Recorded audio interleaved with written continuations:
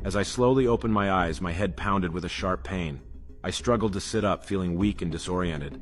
The last thing I remembered was being held captive by Lex Luthor, and then everything went black. I took a deep breath and looked around, realizing I was lying in a grass field with no one in sight. I felt relieved that I was no longer under Luthor's control, but I knew I had to act fast. I stood up, feeling my body ache all over, and took a moment to collect my thoughts. I began flying toward the sun, the source of my powers. With every inch, I could feel my strength returning to me, my body tingling with renewed energy. As I reached the upper atmosphere, I closed my eyes, allowing myself to bask in the rejuvenating light of the sun.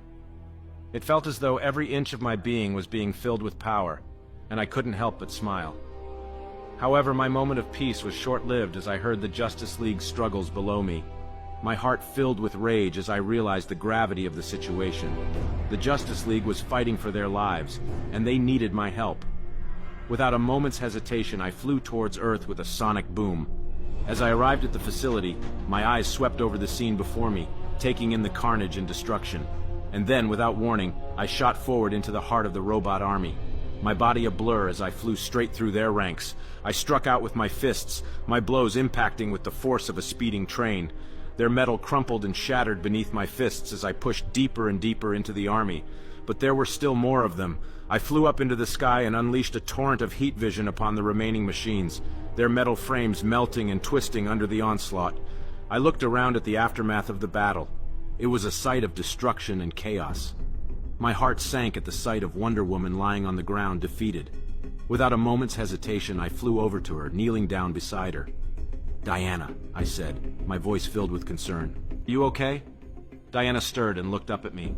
"Yes, I'm okay," she replied with a reassuring smile. Relieved, I looked around the room, taking in the rest of the Justice League members. However, I quickly realized that one was missing.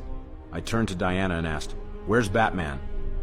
"He went to look for you while we fought the machines," she replied, her voice sounding strong despite her wounds. Suddenly, I heard a commotion. Using my super hearing, I listened closely and heard the sounds of a violent struggle. Without hesitation, I flew out of the room towards the source of the noise. As I approached, I saw Lex holding Batman over his head, ready to deliver a spine-crushing blow. I flew towards Luthor, desperate to stop him. But as fate would have it, I was a split second too late. I watched in horror as Batman's body was thrown to the ground, lifeless.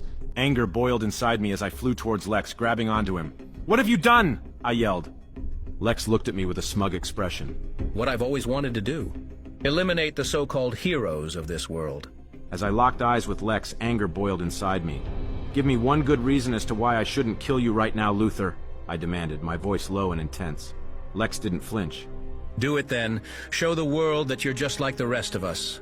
My plan may have failed, but at least I got to take down one pathetic so-called superhero."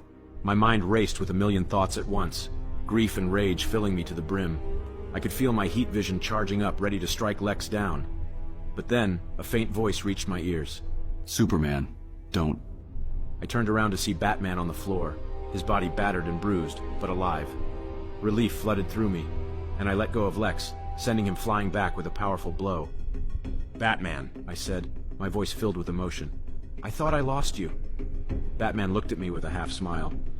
"You should know better than anyone that I am not that easy to get rid of, Clark." I couldn't help but laugh, the relief and joy of seeing my best friend alive overwhelming me. "How's everyone else?" Batman asked, concern etched on his face. "They're all safe. Diana is injured, but she'll be okay. The others are all back in the warehouse." Batman nodded, his expression easing. "Glad to hear it." I took a deep breath and looked at Batman. "Bruce, about the Joker," I started to say, but he cut me off. "It's okay, Clark. We don't have to talk about it right now.